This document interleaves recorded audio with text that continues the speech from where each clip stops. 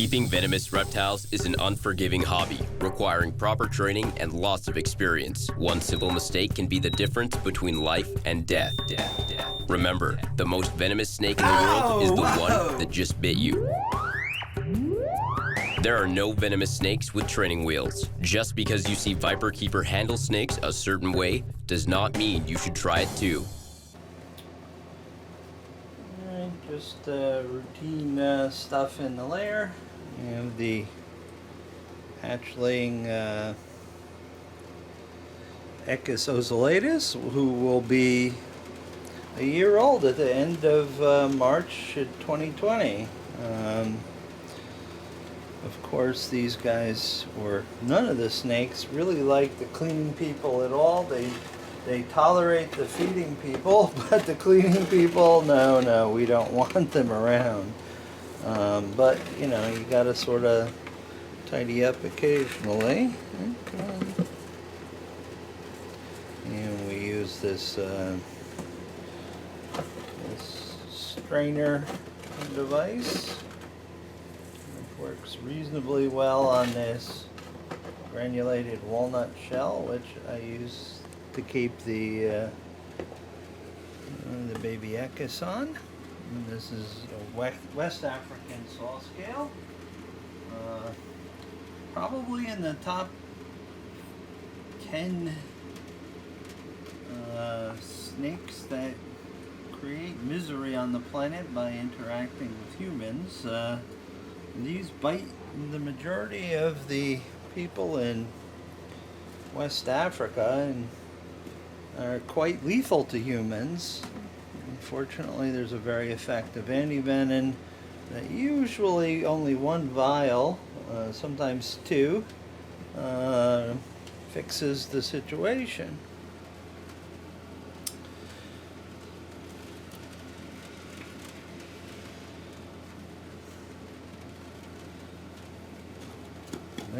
I know, this is all scary.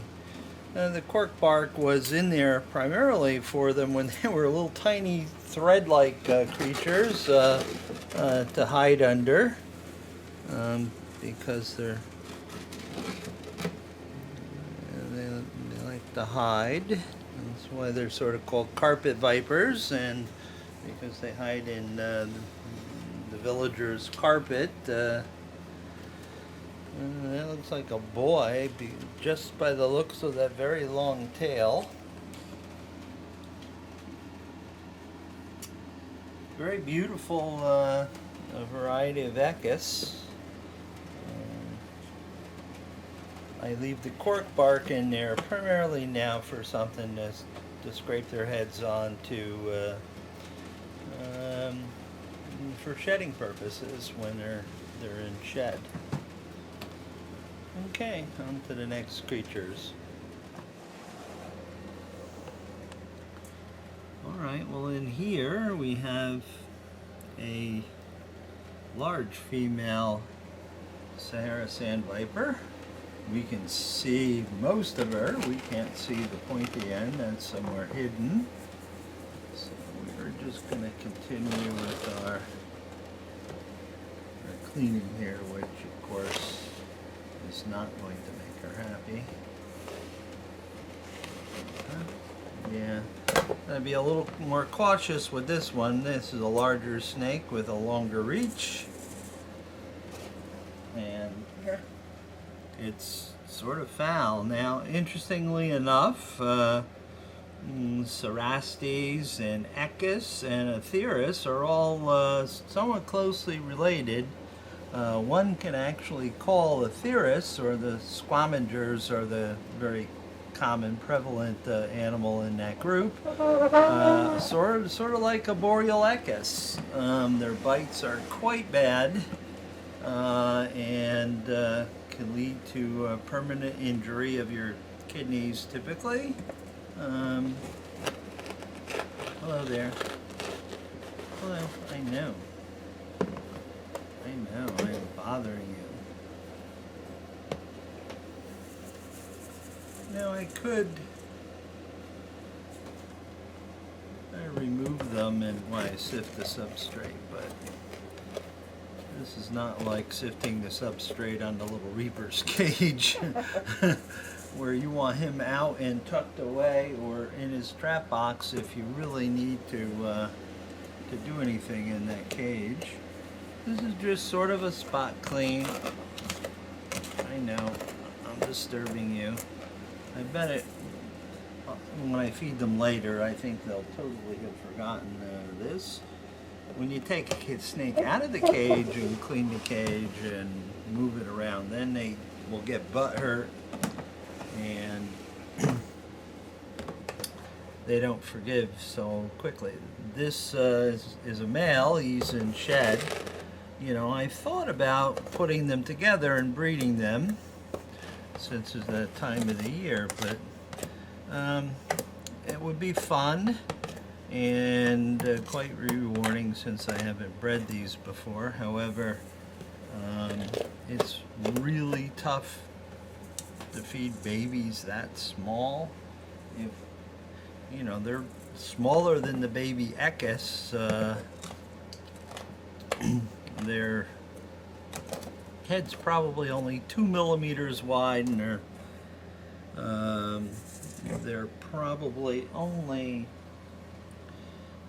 2 inches or so long. So it's quite the daunting task to get them feeding and large enough to take food on their own. With the Eckes ocellatus that we saw previously, it must have taken tube feeding them chicken baby food for probably 6 months of their lives. And every time I had to do that, I had to wrap my fingers around that pointy little, very deadly end. The Sahara sand vipers aren't quite so bad for an adult, but they do have nephrotoxins which will do some serious damage to your kidneys. There's another little boy, or shall I say sort of an adult boy at this point. And you know, there isn't a readily available anti-venom here. At least with the Eckes, if I got nipped, I have anti-venom that could be used to counteract the bite. So one must consider all these factors if you are going to propagate these species. I know, I'm sorry. I'm sorry, I'm bothering you.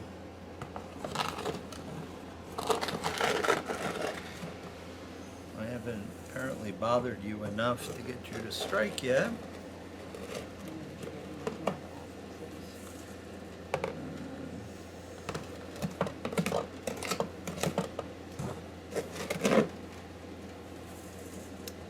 So, okay, you can go hide again. I'm sorry to disturb you, but this is their week to get fed, so I will feed them later, and they'll probably be okay. They've been pretty solid eaters.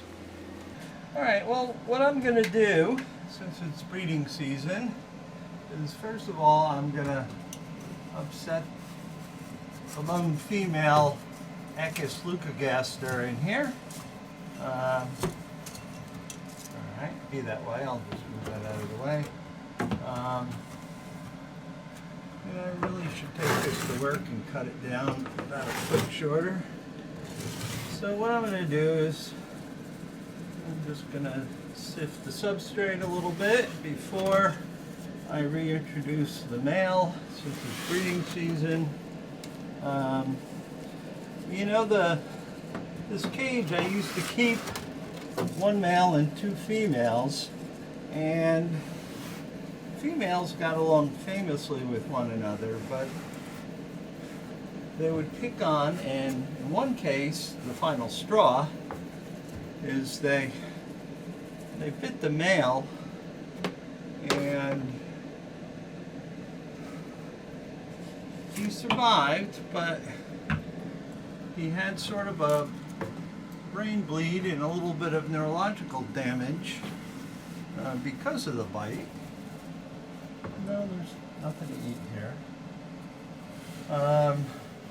So I've kept him by himself. I mean, the male was minding his own business. He likes to eat geckos occasionally. I gave him a gecko, and there's a very beautiful leucogaster. You don't often see them because they're very secretive. Echis leucogaster, the white or yellow belly sawscale. So he was minding his own business. He very gently took, like he usually does, something, the gecko off the tongues, and lo and behold, the female bit him, came over out of her way and bit him because she was food jealous. How dare you eat when I'm the one that should be getting all the food. Hello. I know I've disturbed you. Well, that's too bad. The cleaning crew does have to get in here periodically to do their thing. All the snakes hate me coming in and disturbing their poo-laden lair. They have to sort of make it smell like their own. So at any rate, I removed the male because I wasn't sure if he was going to survive or not. And I put him in his own cage, and he's been doing reasonably well there. He hasn't fully recovered. He has one pupil is constricted a little bit more and the other one's dilated. So that means there's a brain injury in there somewhere. You know, I've separated him. He eats periodically. He's your typical male snake that eats periodically, but not necessarily on a regular basis. I know I've disturbed you, huh? See, that's one of the nice things about that size ball and this hook. If you're very careful, you can pick them up very nicely and move them about. Put them in the cage and out of the cage. Now you can see her, she's heading back for her hide.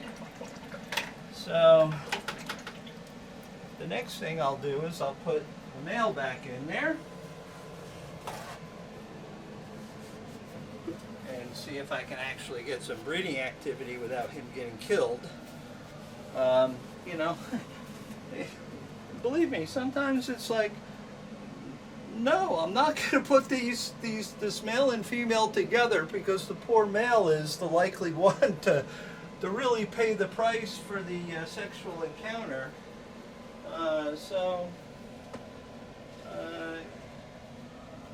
But, you know, Echis, here's the male. Echis is in demand, and if you look at him head on, you can see in the same lighting condition, one pupil's a little bit more constricted than the other. So he's been peacefully cohabitating there by himself, and since he hasn't been eating since it's breeding season, I'm gonna take the chance and put him back in here and see if we can get some breeding activity. Of course, now she's probably pissed off enough that she's just going to bite him out of spite. Well, hopefully he goes into herky-jerky mode, and the snakes somehow recognize this little rhythmic twitching thing they do, and she will know it's another Echis. Now, this cage is familiar with him. He lived here for a long time with both girls. It's best if I just put him in with one of the females. And this way I know who the father could potentially be. Otherwise, I have offspring and eggs that, you know, will be the same father, but I like to keep things separate and not so complex. So if he actually breeds with this girl, I will maybe put him in with the other girl and let him give that a shot too. Yes, one just does not tweak an Eckes tail.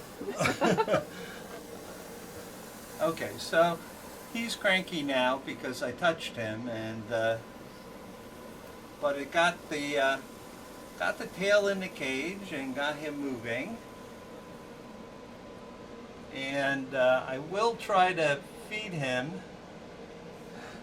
What do you think you're doing, dude? Huh? Are you citing us for a strike? You didn't eat yesterday. Yeah, you're sizing me up. You know, when they go, their head goes back and forth from side to side, they're trying to judge distance from their snoot to the target, aren't you? Huh? Mr. Milos, you didn't eat yesterday. He's got good weight. He's a bit of a picky eater, so I'm not really terribly concerned about it. But he hasn't quite been himself since Dan gave him that hot chick, and he burnt his mouth. This little morsel I offered him yesterday, he struck it, but didn't eat it.